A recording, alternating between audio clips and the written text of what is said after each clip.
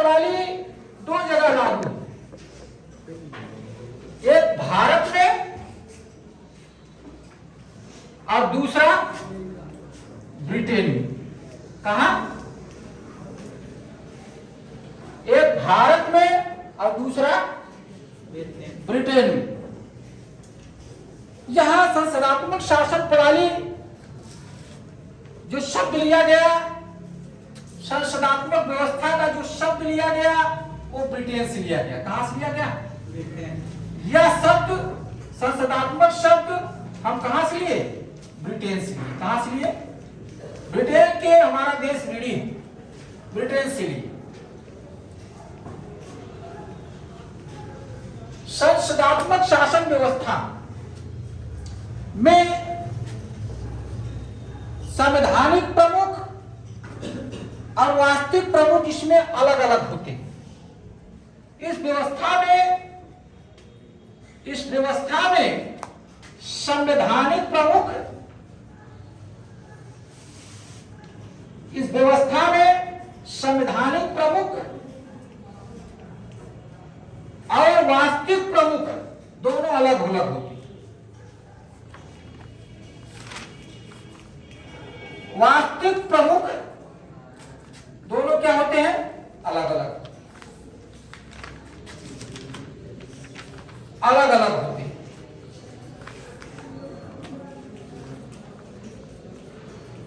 संवैधानिक प्रमुख राष्ट्र का मुखिया होता है राष्ट्रपति। कौन? संवैधानिक प्रमुख होता है राष्ट्रपति। कौन होता है? और वास्तविक प्रमुख जो होता है मंत्रिपरिषद।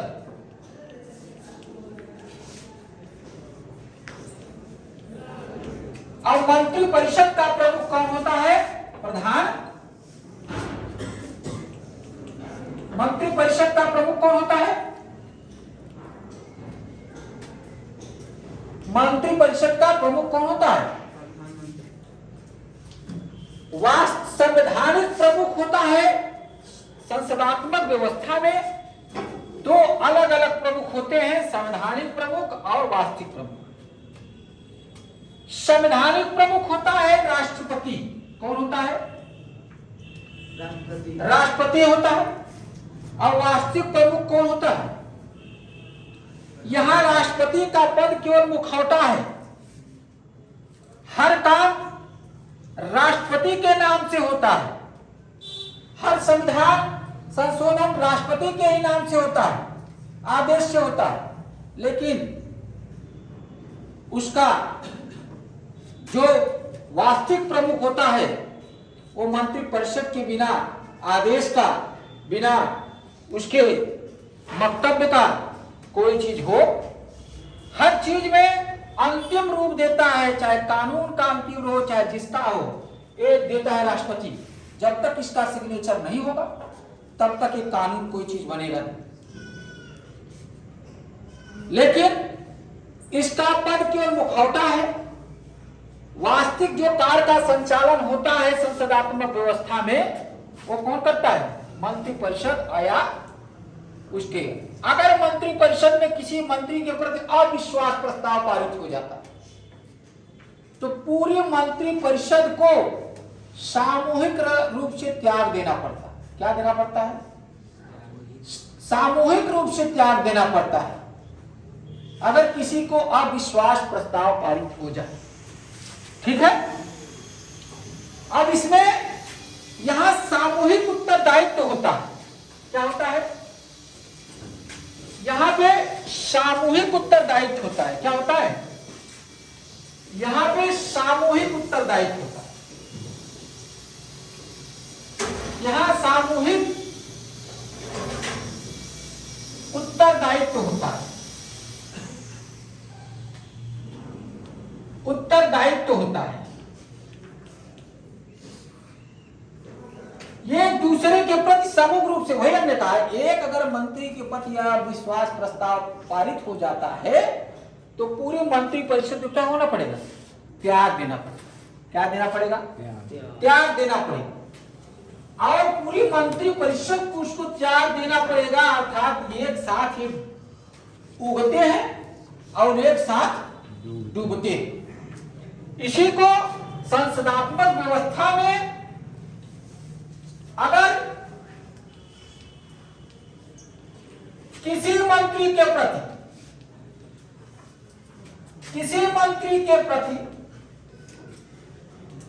प्रति अविश्वास पारित हो जाता है, अविश्वास प्रस्ताव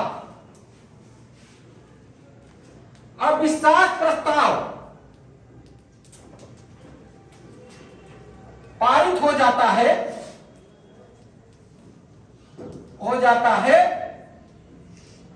तो सामूहिक रूप से सभी मंत्री परिषद को त्याग देना पड़ेगा। तो मंत्री परिषद को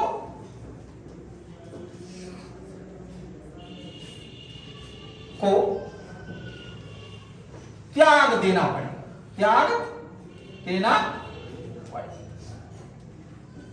अर्थात ये एक साथ उगते हैं और एक साथ डूबते हैं।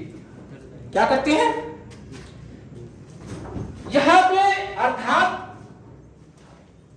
अर्थात सभी मंत्री एक साथ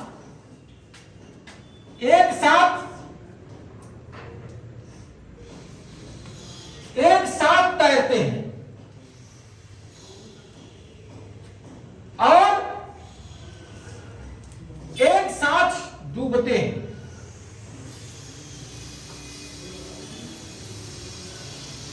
सभी मंत्री एक साथ तैरते हैं और एक साथ, अगर किसी मंत्री को प्रति अविश्वास पारित हो जाए किसी कारण से, तो पूरी मंत्री परिषद को क्या करना पड़ेगा?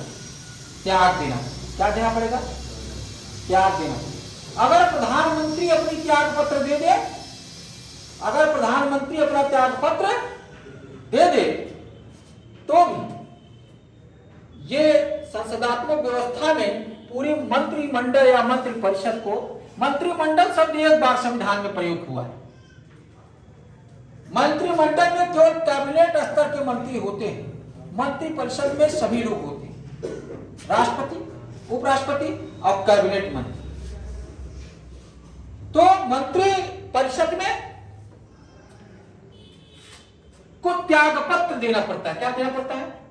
अर्थात एक साथ तैरते हैं और एक साथ डूबते हैं। यही सामूहिक उत्तरदायित्व क्या है? इनका कार्यकाल अनिश्चित होता है कि निश्चित? इस समय अनिश्चित है कि निश्चित? अनिश्चित हो जाएगा ना, अनिश्चित होगा।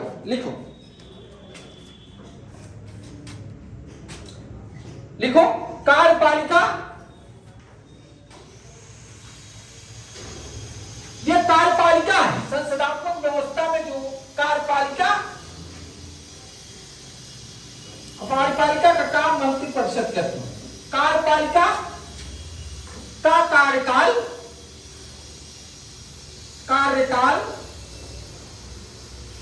अनिश्चित होता है।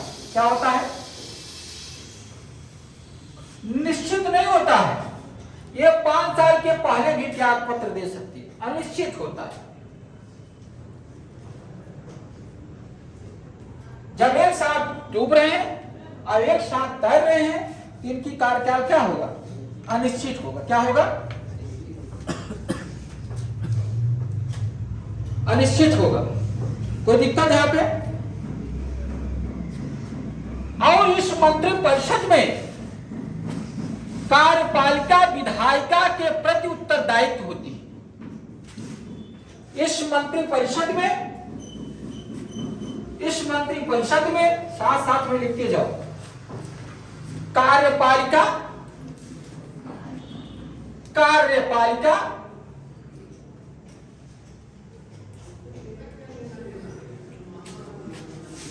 विधायिका जो कानून बनाती है के प्रति उत्तरदायित्व होती है। अगर कोई भी निर्णय लेती है, कार्यपालिका मतलब मंत्रिपरिषद प्रधानमंत्री के नेतृत्व में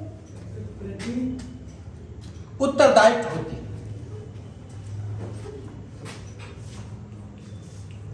अगर कोई निर्णय लेती है कार्यपालिका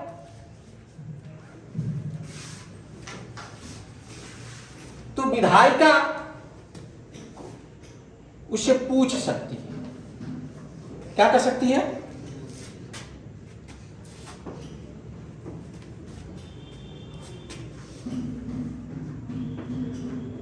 ठीक है, लिखो इसमें प्रधानमंत्री के नेतृत्व में वह दोहरी कार्यपालिका काम करती है। यहां पे प्रधानमंत्री के नेतृत्व में दोहरी कार्यपालिका संसदात्मक व्यवस्था में कार्य करती है। प्रधानमंत्री के नेतृत्व में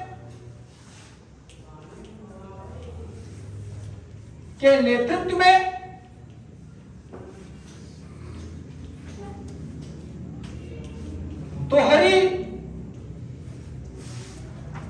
कार्यपालिका काम करती है।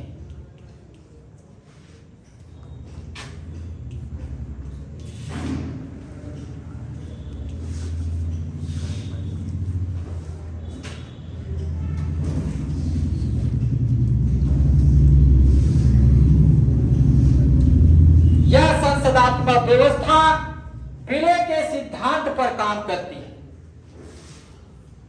पहले मुख्य चीजें लिख लें। यह संसदात्मक व्यवस्था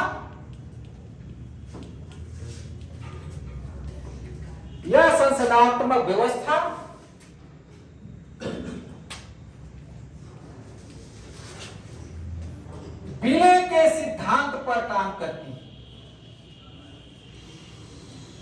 विलय के सिद्धांत पर काम करती है।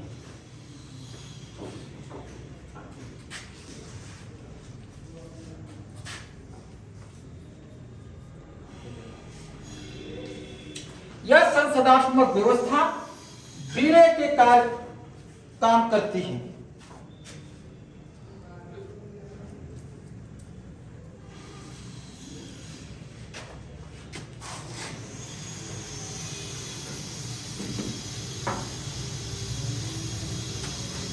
भारत ने इसको क्यों अपनाया?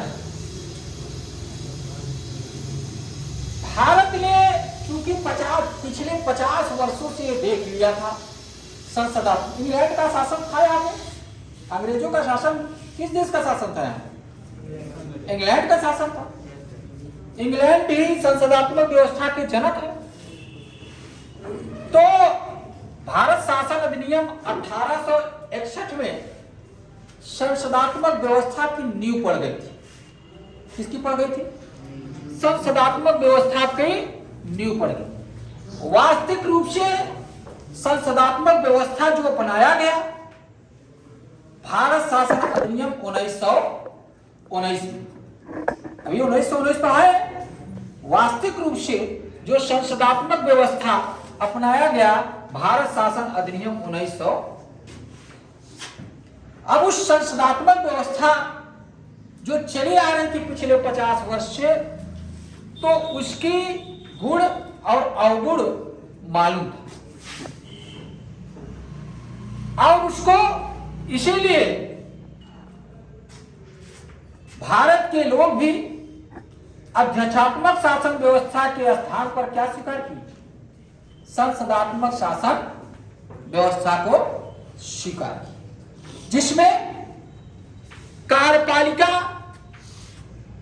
विधायिका के प्रति उत्तरदायित्व होती है। यहां सामूहिक उत्तरदायित्व के अंतर्गत काम किया जाता है और वहां दो प्रमुख होते हैं। एक नाम मात्र के जो संवैधानिक प्रमुख होता है राष्ट्रपति, नाम मात्र या संवैधानिक प्रमुख राष्ट्रपति होता है, और दूसरा जो होता है वास्तविक प्रधान, जो शासन का वास्तविक संचालन करने वाला होता है, वो कौन होता है? प्रधानमंत्री होता है। और अगर ये एक साथ तैरते हैं और एक साथ डुबकी लगाते हैं अगर किसी मंत्री के प्रति अविश्वास प्रस्ताव पारित होता है तो पूरी मंत्रिमंडल को या पूरी मंत्री परिषद को क्या किया जाएगा? भंग कर दिया जाएगा। मंत्री परिषद में प्रमुख होता है, जो वास्तविक प्रमुख होता है वो प्रधानमंत्री होता है, और नाम मात्र का या संवैधानिक प्रमुख होता है कौन होता है? राष्ट्रपति होता है। कौन होता है? पूरे आदेश राष्ट्रपति भी अगर कोई कार्य करता है तो बिना मंत्री परिषद के सलाह से कोई कार्य नहीं करता। इसीलिए राष्ट्रपति की कोई भी कार्य करने के मतलब राष्ट्रपति पद पर रहने के दौरान अगर कोई कार्य वो करता है, अगर उसको अविश्वास प्रस्ताव उसको महाभियोग लग गया अनुच्छेद 61 के तहत महाभियोग लगाया गया, जो दोनों सदनों से 2/3 बहुमत से पास हो गई, 14 दिन से पहले 14 दिन पूर्व महाभियोग लगाने को उसको सूचना दिया जाता है। जो महाभियोग लगाने से पहले 1/4 सदस्य पे हस्ताक्षर करते हैं। जब दोनों सदन महाभियोग अनुच्छेद 61 के तहत अगर राष्ट्रपति पर लग भी जाता है तो जो भी कार्य करता है राष्ट्रपति और सिद्ध भी हो जाता है कि वो जो है महाभियोग लगाने लायक है, तो जो कार्य करता है वो अवैध नहीं होता है। अवैध कारण इसलिए क्योंकि वो मंत्री परिषद के सलाह से कार्य करता है। मंत्री पर अपने से नहीं, मंत्री परिषद के सलाह से कार्य करता है। इसलिए उसके जो कार्य पद के दौरान रहे हुए कार्यों को अवैध घोषित आप या गैर कानूनी घोषित आप। संसदात्मक व्यवस्था में चूंकि यह ब्रिटेन से लिया गया और कार्यपालिका विधायिका के प्रति उत्तरदायित्व होती है और कार्यपालिका और चूंकि कभी भी इसकी त्याग पत्र हो सकती है। अगर आप वास्तविक रूप से तो 5 साल की नियुक्त होते हैं जो मंत्री होते हैं, लेकिन कभी भी इनका जो है त्याग पत्र हो सकता है। अगर किसी मंत्री के प्रति अविश्वास प्रस्ताव आ गया तो जरूरी है 5 वर्ष तक चलेगा। तो इसलिए कार्यपालिका का कार्य क्या होता है? अनिश्चित होता है। क्या होता है? अनिश्चित होता है। ठीक है, लिखो। अब देखो क्यों हम संसदात्मक व्यवस्था ही अपनाएं, क्योंकि पिछले 50 वर्ष से हम इसके प्रकृति को समझते आए थे। पहली बार जो संसदात्मक व्यवस्था स्वीकार किया गया, पहली बार संसदात्मक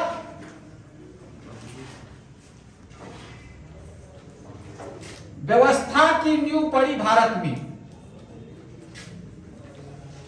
नींव पड़ी, लिख लो, कहां? भारत में। कहां? भारत में। तो पहली बार नींव पड़ी भारत शासन अधिनियम। भारत शासन अधिनियम 1861। कब पड़ी? 1861। 1861 में पड़ी। लेकिन ये तो नींव पड़ गई, इसकी कैरेक्टर आ गई, लेकिन शुरुआत वास्तविक रूप से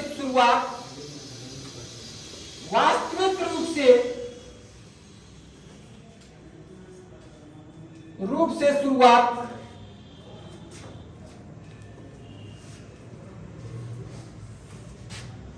संसदात्मक व्यवस्था का भारत शासन अधिनियम 1919 से शुरू।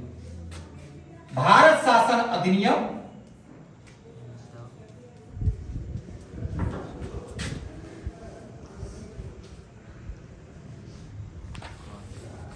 भारत शासन अधिनियम 1900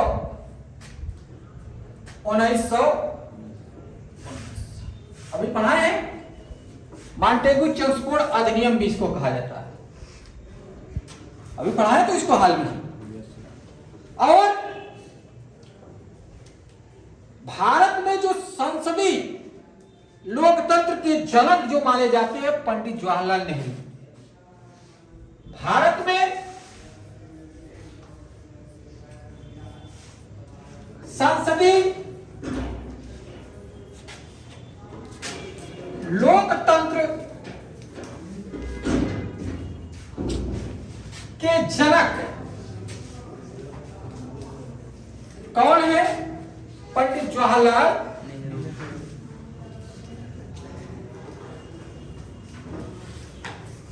पहले जो मुख्य लेक्चर की बातें हैं उसको नोट कर लो। नोट्स तो बनवाते हैं सबका ना, कि नहीं बनवाते हैं? पहले मुख्य मुख्य जो चीजें हैं, जो टॉपिक वाइज हैं, लिखवा देंगे। लिखो।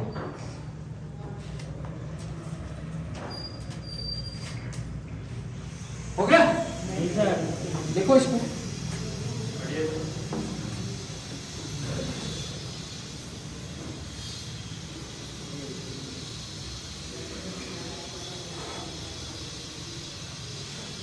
संसदात्मक शासन व्यवस्था को अन्य नामों से भी जानते हैं। संसदात्मक जो शासन व्यवस्था को अन्य नाम से जानते हैं, जैसे उत्तरदायित्व सरकार, मंत्रिमंडलात्मक सरकार, और तीसरा जो जाना जाता है प्रधानमंत्री सरकार। संसदात्मक व्यवस्था जो हम इंग्लैंड के ऋणी हैं, इंग्लैंड से लिया गया है, ब्रिटेन से लिया गया है, उसके अन्य नाम भी हैं। उसको उत्तरदायित्व सरकार भी कर सकते हैं, प्रधानमंत्री की सरकार भी कर सकते हैं, और मंत्रिपरिषद की सरकार भी कर सकते हैं। मंत्रिपरिषद का प्रमुख प्रधानमंत्री होता है और कार्यपालिका का जो प्रमुख या अध्यक्ष होता है वो राष्ट्रपति होता है। कार्यपालिका का अध्यक्ष राष्ट्रपति और मंत्रिपरिषद का जो प्रधान होता है, कौन होता है? प्रधान जो वास्तविक होता है। कोई दिक्कत यहां तक? और फिर चूंकि भारत, ब्रिटेन और भारत में संसदात्मक व्यवस्था अपनाया गया और इस प्रकार से यहां दोहरी शासन व्यवस्था की गई। दोहरी शासन में कार्यपालिका का जो अध्यक्ष है राष्ट्रपति है और मंत्रिपरिषद का अध्यक्ष कौन है? प्रधानमंत्री। तो दोहरी शासन व्यवस्था हुआ कि नहीं? एक संवैधानिक प्रमुख और एक वास्तविक प्रमुख, एक नाम मात्र का प्रमुख, एक वास्तविक प्रमुख। और भारत में जो संसदीय लोकतंत्र के जो जनक कहे गए पंडित जवाहरलाल नेहरू को कहे गए। किसको कहे गए? पंडित जवाहरलाल नेहरू। इंग्लैंड भी संसदात्मक व्यवस्था को स्वीकारा 1688 में। जो गौरवपूर्ण क्रांति कहां हुआ था?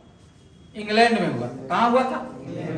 इंग्लैंड भी अपनी संसदात्मक व्यवस्था को जो स्वीकारा 1688 के गौरवपूर्ण क्रांति के बाद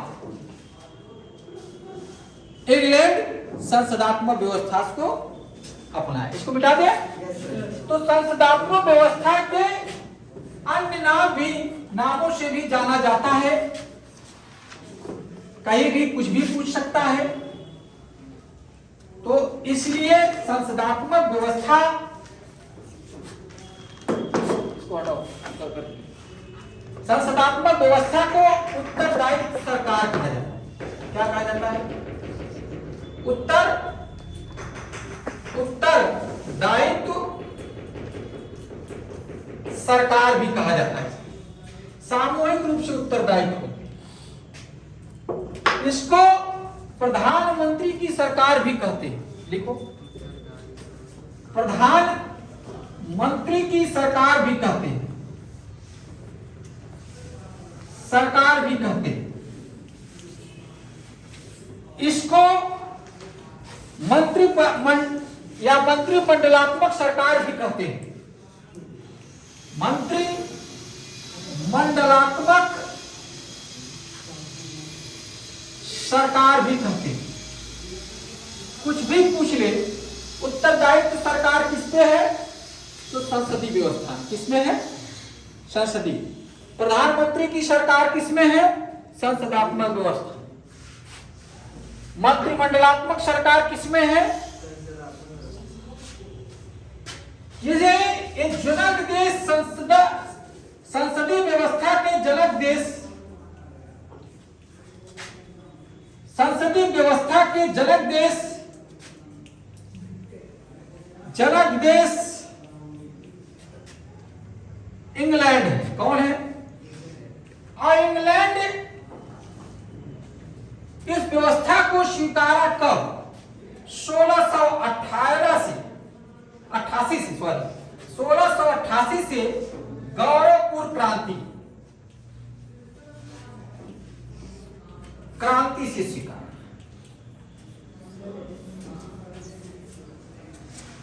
गौरवपूर्ण क्रांति से स्वीकार करना कुछ नहीं इन सबको।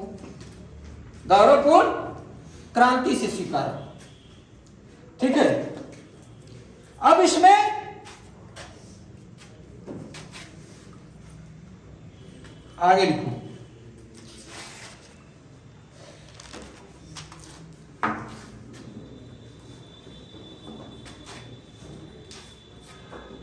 अब इसमें लिखो डी लोम्ब भी लिखते हैं। लोम्ब क्या लिखते हैं? देखिए, डी लोम्ब का एक स्टेटमेंट है, समझ जाओगे क्या? डी लोम्ब जल्दी जल्दी लिखते जाओ, इसमें सोचना नहीं है। डी लोम्ब अभी लिखवाएंगे जल्दी आज। डी लोम्ब का कथन, एक स्त्री को पुरुष और स्त्री,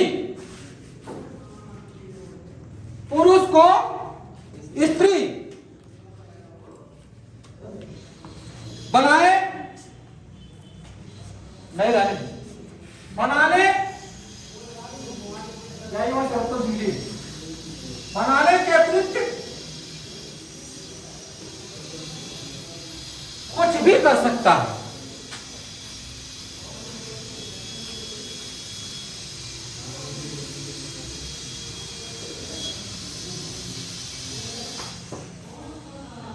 डी लोम्ब मतलब खाली एक ही चीज नहीं कर सकता ब्रिटिश संसद। क्यों से? एक पुरुष को स्त्री नहीं बना सकता और एक पुरुष स्त्री को पुरुष नहीं बना सकता, अदरवाइज सब कुछ कर सकता, अदरवाइज सब कुछ कर सकता। और फिर बाद में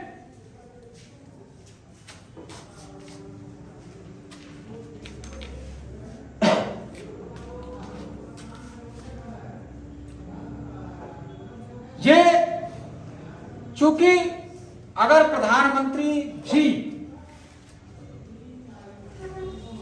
प्रधानमंत्री भी त्याग पत्र देता है तो पूरी मंत्रिमंडल क्या हो जाती है? मंत्रिपरिषद क्या हो जाती है? भंग हो जाती है। लिखो, अगर प्रधानमंत्री लिखो प्रधानमंत्री के त्याग देने पर, प्रधानमंत्री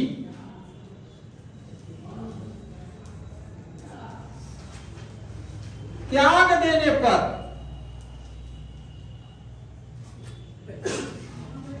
सभी या संपूर्ण मंत्रिपरिषद त्याग देगी। सभी या संपूर्ण मंत्रिपरिषद त्याग। यह विलय के सिद्धांत पर काम करती, या किस पे सिद्धांत पर? और व्यक्तिगत उत्तरदायित्व के सिद्धांत भी क्या करती। तो अब 60वें में समझो, संसदात्मक व्यवस्था वह व्यवस्था होती है जिसमें वास्तविक प्रमुख और संवैधानिक या नाम मात्र के प्रमुख अलग अलग, पहला नंबर। दूसरा, वास्तविक प्रमुख होता है मंत्रिपरिषद, उसके प्रमुख जो होता है मंत्रिपरिषद का प्रधानमंत्री। संवैधानिक या नाम मात्र का जो प्रमुख होता है वह राष्ट्रपति होता है, वह राष्ट्रपति होता है। और इसमें ये कहते हैं कि मंत्रिपरिषद साथ में तैरते हैं और साथ में डूबते हैं। उत्तरदायित्व के सिद्धांत पर काम करते हैं। अगर किसी मंत्री के प्रति, किसी भी मंत्री के प्रति अविश्वास प्रस्ताव पारित हो जाता है या कोई एलिगेशन लग जाता है तो पूरी मंत्रिपरिषद को क्या करना पड़ेगा? सामूहिक रूप से त्याग पत्र देना पड़ेगा। इसलिए कहते हैं साथ में तैरते हैं और साथ में डूबते हैं। अगर प्रधानमंत्री अगर त्याग पत्र दे देगा, प्रधानमंत्री की नियुक्ति कौन करता है? राष्ट्रपति करता है। कौन करता है? अगर प्रधानमंत्री भी अगर त्याग पत्र दे देता है तो पूरी मंत्रिपरिषद क्या हो जाएगी? भांग हो जाएगी। क्या हो जाएगी? भांग हो जाएगी। त्याग पत्र देना पड़ेगा उसको, त्याग पत्र उसको देना पड़ेगा। ये चूंकि हम आज से आदती नहीं थे, पिछले 50 वर्ष इसको जो अडॉप्ट करने का कारण यही था, पिछले 50 वर्ष का हमारे पास ये अनुभव था संसदीय व्यवस्था। भारत जैसे लोकतांत्रिक देशों में संसदीय व्यवस्था बहुत प्रमुख थी। हमने इसकी शुरुआत 1861 के भारत शासन अधिनियम में ही कर चुके थे, जब ब्रिटिश सुप्रीमेट था। हम इसकी शुरुआत जो शुरुआत हुआ न्यू पड़ा 1861 में, जो शुरुआत की है पार्लियामेंटो सुधार, पार्लियामेंटो नहीं, मॉन्टेगू ट्रांसपोर्ट सुधार 1919 या भारत शासन अधिनियम 1919 में इसकी शुरुआत की है। तो इसका मुझे अनुभव था। इसलिए जो संविधान निर्माता थे, जो संविधान के जनक थे, जनक कौन है संविधान के? मनु। किसको कहा जाता है? डॉक्टर भीमराव। आज के दिन ही जो 26 नवंबर आज है ना, आज के दिन ही, इसीलिए संविधान दिवस आज मनाया जा रहा है। क्या मनाया जा रहा है? 26 नवंबर आज है। 1949 को हम क्या किए थे? स्वीकार किए थे। क्या किए थे? एडॉप्ट किए थे। संविधान को क्या किए थे? आज इसीलिए संविधान दिवस मनाया जाता है। भारत का मनु और भारत संविधान के जनक डॉक्टर भीमराव अंबेडकर को ड्राफ्टिंग तैयार कर दिए और इस संसदात्मक व्यवस्था को क्या करें आगे। संसदात्मक व्यवस्था इंग्लैंड ने भी स्वीकार किया गौरवपूर्ण क्रांति से। 1688 में हुआ, इंग्लैंड स्वीकार किया। तो जनक देख संसदात्मक व्यवस्था का कौन हुआ? इंग्लैंड। कौन हुआ? और कार्यपालिका विधायिका के प्रति इसमें उत्तरदायित्व, जो कार्य वास्तविक रूप से कर रहा है, जो कानून बना रहा है, उसके प्रति उत्तरदायित्व। और ये दोनों संसदीय व्यवस्था विलय के सिद्धांत पर काम करती है, विलय के सिद्धांत पर काम करती है। और पंडित जवाहरलाल नेहरू संसदीय लोकतंत्र की बात करते हैं। संसदीय लोकतंत्र की बात करते हैं। जो संसद में सदस्य नियुक्त होते हैं, जो मंत्री बनते हैं, वो किसके द्वारा चुन के जाते हैं? जनता के द्वारा। किसके द्वारा? इसीलिए संसदीय लोकतंत्र के नाम से भी इसको संसदात्मक व्यवस्था में को कह सकते हो उत्तरदायित्व सरकार भी कहते हैं, मंत्रिमंडलात्मक सरकार भी कहते हैं, और प्रधानमंत्री की। और इस संसदात्मक व्यवस्था में राष्ट्रपति केवल एक मुखौटा है, एक मुखौटा है। हर कार्य मंत्री परिषद के सलाह पर ही राष्ट्रपति करता है। इसलिए अगर उसको किसी प्रकार का, न तो कोई पत्रकार उससे प्रश्न पूछ सकता है और न ही किसी प्रकार के उसके किए गए कार्यों को अवैध घोषित किया जा सकता है। क्यों? क्योंकि वो मंत्री परिषद के सलाह पर काम करता है। वो प्रश्न पूछता है कि किसमें उत्तरदायित्व सरकार है? बोलो, संसदात्मक, बोलो, संसदात्मक शासन प्रणाली। किसको मंत्रिमंडलात्मक सरकार कहते हैं? संसदात्मक। किसको प्रधानमंत्री सरकार कहते हैं? कौन एक साथ, किस व्यवस्था में पूरी मंत्री एक साथ तैरते और एक साथ डूबते हैं? किसमें सामूहिक रूप से उत्तरदायित्व होता है? किस व्यवस्था में, किस व्यवस्था में वास्तविक प्रमुख, कार्यपालिका और वास्तविक प्रमुख और संवैधानिक प्रमुख अलग अलग होते हैं। संसदात्मक वास्तविक प्रमुख कौन होता है? प्रधानमंत्री। और नाम मात्र के या संवैधानिक प्रमुख कौन होता है? कार्यपालिका का अध्यक्ष कौन होता है? राष्ट्रपति होता है। कौन होता है? ये कहां से हमने लिया? इंग्लैंड से। इंग्लैंड ने कब अपनाया? 1688 के गौरवपूर्ण प्राप्ति से। अब ये फिर आया, फिर पूछ लिया आपसे प्रश्न कि संसदीय लोकतंत्र की बात कौन किया? पंडित जवाहरलाल नेहरू। फिर आपसे प्रश्न पूछ लिया कि हम पहली बार संसदात्मक व्यवस्था में, भारतीय संविधान में पहली बार संसदात्मक व्यवस्था की जिक्र कहां किया गया था? तो भारत शासन अधिनियम 1861। पहली बार संसदात्मक व्यवस्था भारत में शुरुआत कब की गई थी? भारत शासन अधिनियम 1919। तो अब ये बातें क्लियर हो गई कि नहीं आप सबका? ये अब उसके बाद आपको चलेगा अब कहां कहां लागू है? भारत और इंग्लैंड में। कहां लागू है? भारत और इंग्लैंड में लागू है। ठीक है। अब दूसरा, विलोबी ने कहा, किसकी स्टेटमेंट है? लोब ने कहा कि ब्रिटिश की संसद ने स्त्री के पुरुष और पुरुष को स्त्री बनाने के अतिरिक्त सब कुछ कर सकते। कौन कहा? डी लोम। कौन कहा? डी लोम। ठीक है। अब दूसरा जो आएगा, अध्यक्षात्मक व्यवस्था आएगा। कहां गया शुरू? बोला। दूसरा जो आएगा, अध्यक्षात्मक व्यवस्था आएगा। तो दूसरा, इसकी जब अगर नेचर समझ जाओगे, इसको काट दो, इसकी जब नेचर समझ जाओगे तो दूसरी की भी नेचर क्या होगा? आराम से समझ जाओगे। क्या हो जाएगा?